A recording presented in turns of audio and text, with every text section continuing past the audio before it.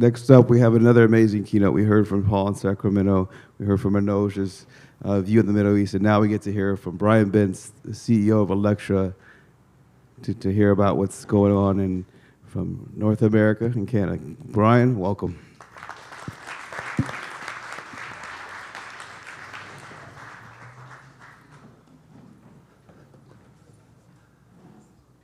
Oh, okay. Thank you. Well, it's great to be here, and I just, that pledge was amazing, Deepak. I really feel like, we're emboldened to do great things. And that's one of the reasons that I wanted to come to this session, because I've had the opportunity to speak to Deepak on a number of occasions, and, if you could bottle the energy that he has and his company has, we'd solve all the problems. That's what we need to do. But he speaks so passionately about the energy economy and the challenges that we have, but he doesn't see the glass as half empty. He sees the glass as half full. And he talks about, because we haven't traditionally thought of infrastructure this way. It was it's there, the light switch is there, the faucet is there, saying, no, this is important. This is the lifeblood of our economy. This is transformational. And we have a moment in time to really make a difference. And so coming together in conversations like this mean a lot to me. And I heard Paul earlier, we work with SMUD. So we work with Sacramento Municipal Utility District. We're a utility in Ontario. But I had the opportunity of working with Arlen Orchard, the CEO there. And he's such a visionary. He was really pushing the California Mobility Center concept. And how can great minds come together and innovators come together and really change the dynamics in the e-mobility space? So we said we're on. So I'm on the board of the California Mobility Center, and SMUD is leading that charge. So what I want to talk today about is our journey at Alectra. And how we started. We got the slide there? Okay. We lost power. We lost power? Excuse me? All right, I'm gonna freelance here. Our journey was really about coming together, a utility that came together in 2017. So there was a lot of change in the sector. In Ontario, we have many utilities in Ontario. We had over 300 at one time. We're now down to under 50, so a lot of consolidation happened. We were a product of consolidation. And in 2017, we brought 5 utilities together. It was a merger of equals, and it was quite a journey. The economic business case around that was to take $1 in $6, 16% of consolidated OM&A out of the budget. And it's about $70 million run rate, and we took out over 200 FTEs. Went from about 2,000 employees to 1,800. So it's like changing the engine of the car as you're going down the freeway.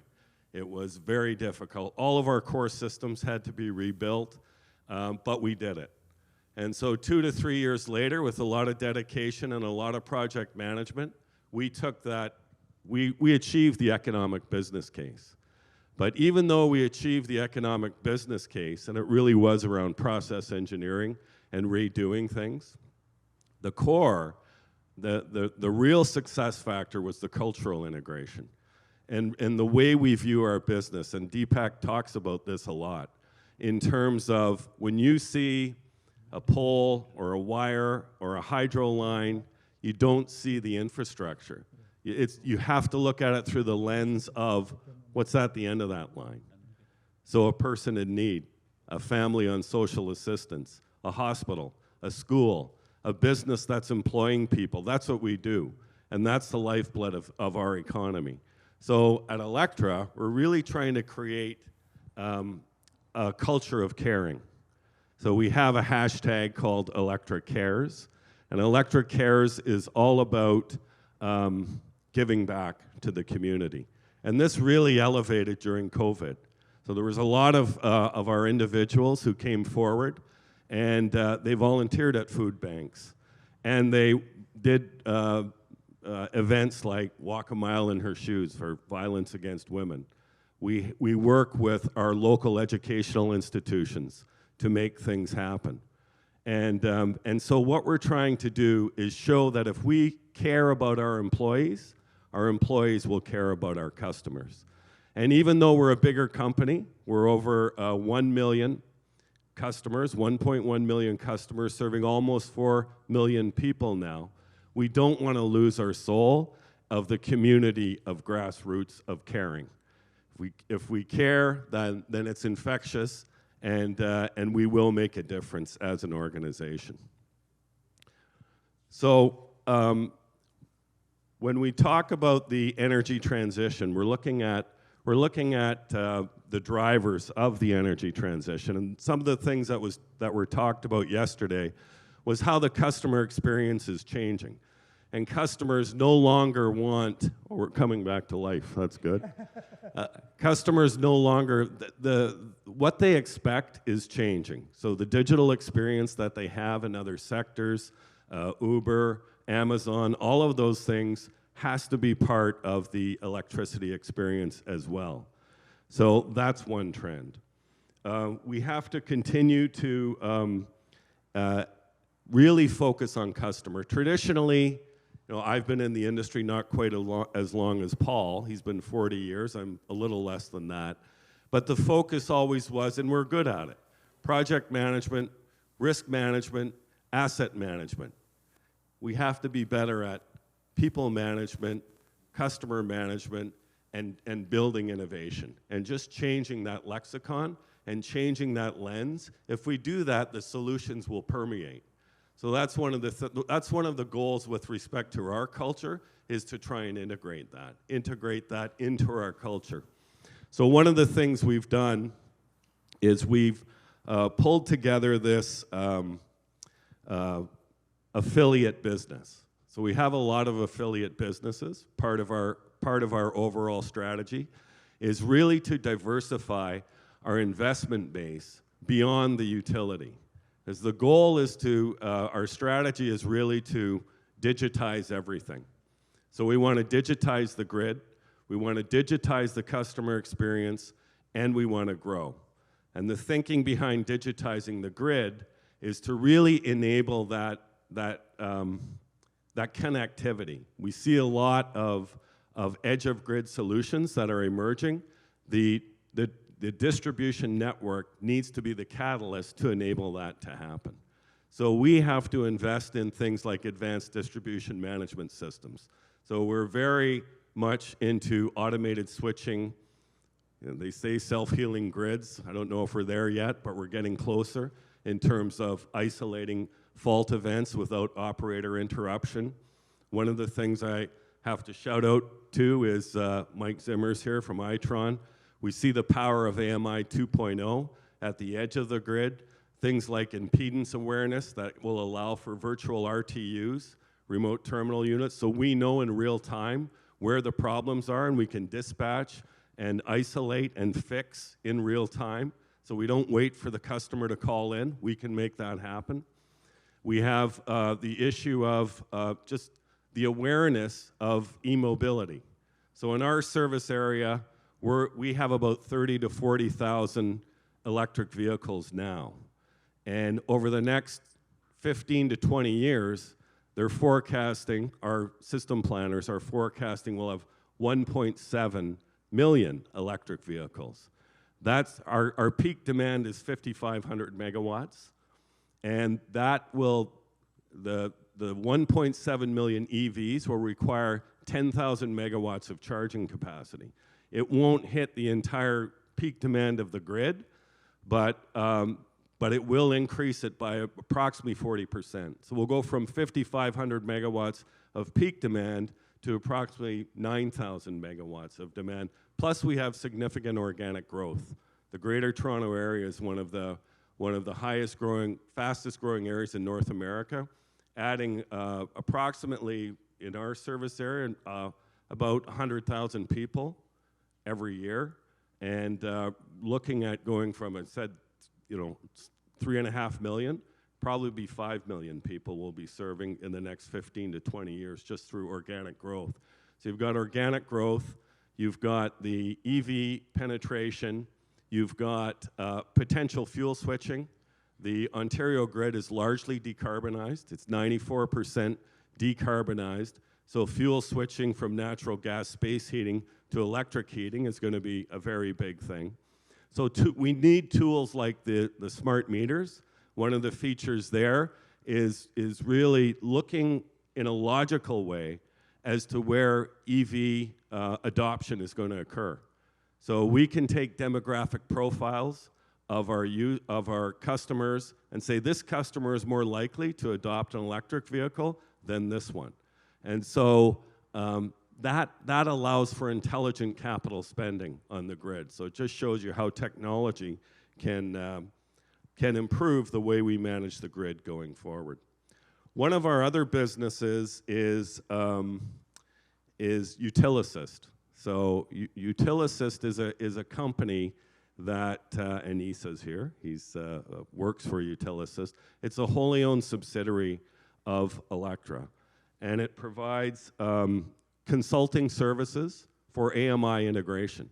So it works with utilities right across North America in assisting them in their AMI journey. On the RFP process, we recently issued an RFP for ourselves with over 1 million endpoints, and Hydro One with 1.5 million endpoints, so almost over 2.5 million metering points, and Utilisys helped with that, the assessment, and also the post-merger system integration function. So done a lot in terms of us adding value to the utility sector, but as an organization, we learn about AMI as well. One of the other businesses we have is distributed energy resources. So we're looking at behind-the-meter generation, because our goal is that we feel we're in the best position to provide integrated solutions for customers.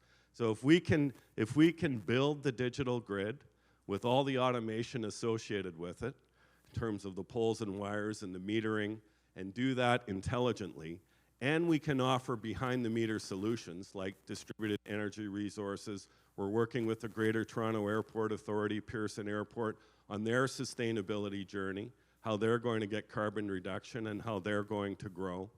If we can do that, we can provide a comprehensive solution to customers. And then we'll be well positioned in an age of change to really accentuate that value. So that's what we're trying to move towards. Oh, there we are. We are back on. There's Utilisys. Okay. Next slide. Maybe we can just go back one, because I wanted to before. So this is really our strategy going forward, what I was talking about before, where we see this sort of neural network, this new energy age, an integrated grid. It's all digitized.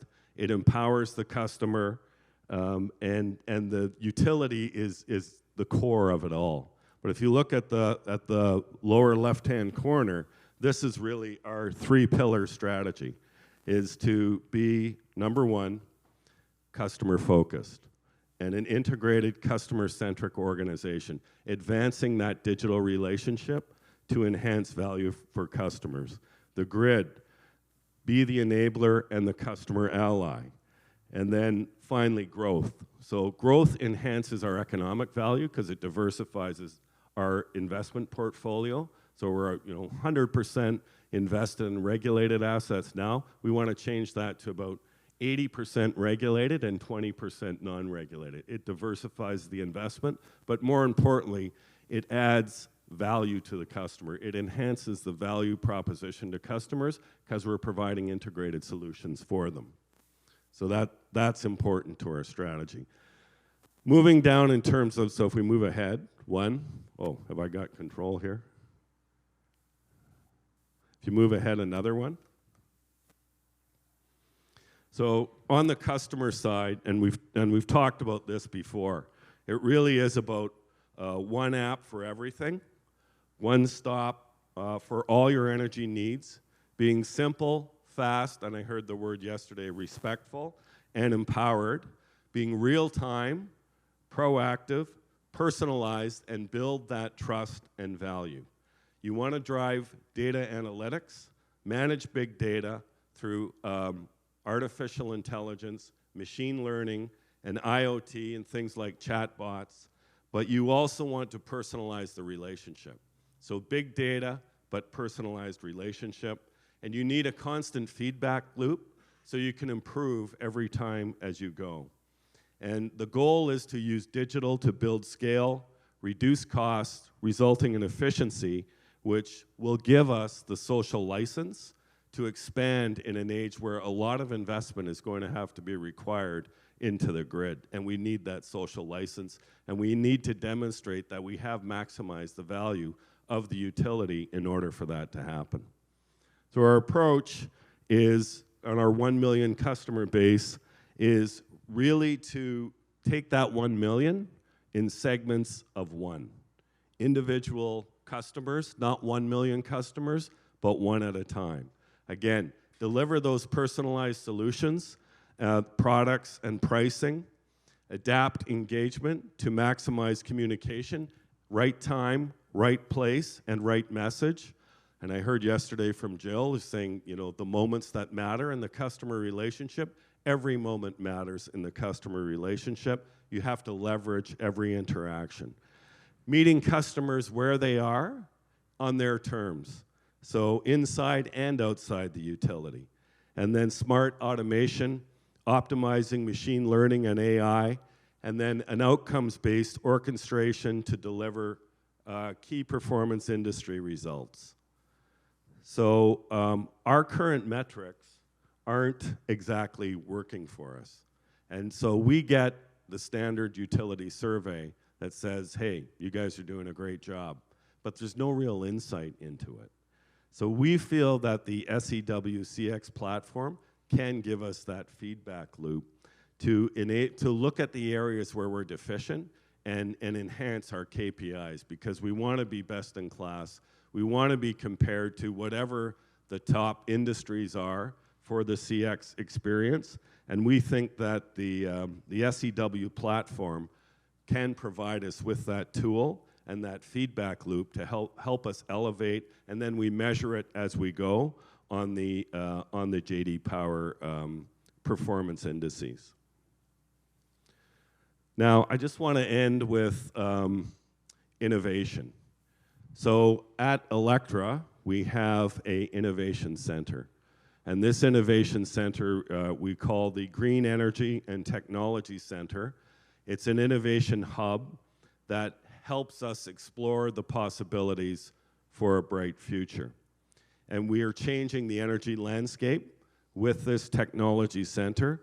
It really is focused on these energy solutions at the edge of the grid, transactive energy, and how we can empower customers.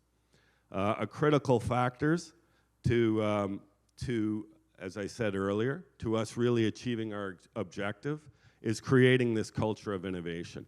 So cross-pollinated, all these ideas in this incubator and accelerator, and having the osmosis into the utility helps generate a culture that really positions us well for the future. So I just want to end on one of the examples, one of the products that came out of the Green Energy and Technology Center, and it's called Powerhouse Hybrid. And it began as part of what we called an integrated regional resource plan. So we have a lot of organic growth, electrical growth in our service area. We're saying, how could we do this differently? If we don't necessarily just want a poles and wires solution. Is there a way to really enable what we call a virtual power plant so that we can defer or eliminate TX and DX build? So we looked at putting a program together where we would put virtual power plants in the home, and it would include 11 kilowatt hour battery, a 5 kilowatt solar panel in people's homes with a DERMS software platform. And the goal of the software platform was really to optimize the bill reduction for the customer. So the battery can be discharged when electricity rates are high, or the solar panel can displace power taken off the grid. It would enhance resiliency, so ride-through capacity, so the DERMS platform would take the battery and ensure that it was 50% charged at all time to allow for a 2 to 3 hour ride-through in the case of an outage, and would also allow the consumer to inject back into the grid clean energy.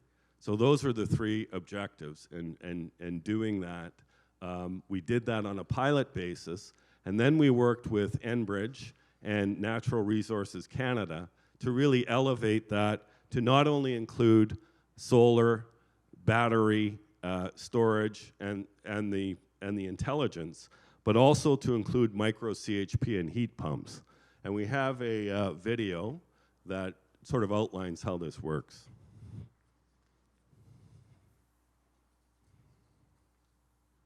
Or do we?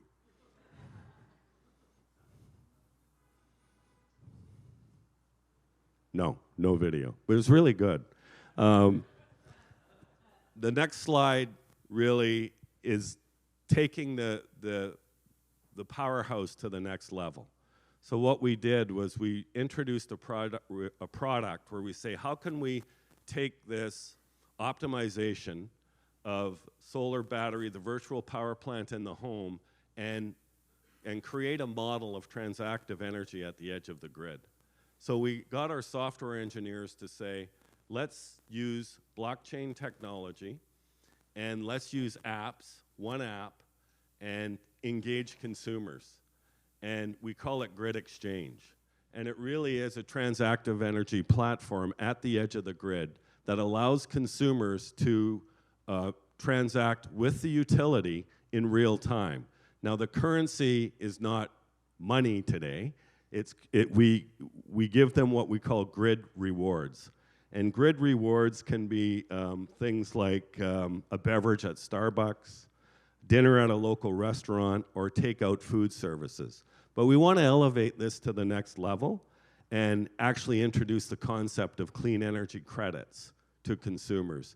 And they can opt in and opt out in real time, and the adoption rate has been phenomenal. So now we're taking it to the next level with our regulator and our system operator in Ontario and saying, we have a resource adequacy issue in the province. We're 6,000 to 7,000 megawatts short because of electrification, because of e-mobility, of mass transit. Can we take a product that has been, beyond pilot, I'll say mini scale, and scale it, and take that as part of the solution? Because we're looking in Ontario at extending the life of 60-year-old nuclear assets instead of building new. And so we're saying there's got to be a better way. And this grid edge technology, digitizing, empower customers to inject clean energy into the grid, to get grid rewards in real time, we think can provide maybe up to 1,000 to 2,000 megawatts of grid supply. So we're currently talking to our regulator and our system operator as to how we can bring this solution to life. So we're really, really proud of that, and I think the team's done a great job in terms of advancing in our innovation. But it really is sort of ground zero of what we're talking about here, because we can talk, and we can talk, or we can do. And I think that's a really good example of innovation coming to life, acting, empowering consumers, and creating a clean energy environment. So that's one example that's coming out of the Green Energy and Technology Center. And just closing, again, I'd like to thank Deepak for a great event. Really proud to be here. Love the conversation. Love the energy in the room. We can change the world. You have 1 out of 8 people in the world on the platform. Soon to be 1 out of 2, 4 billion. I want to be part of that journey. I want to be part of that conversation. And the power is with us. So thank you very much.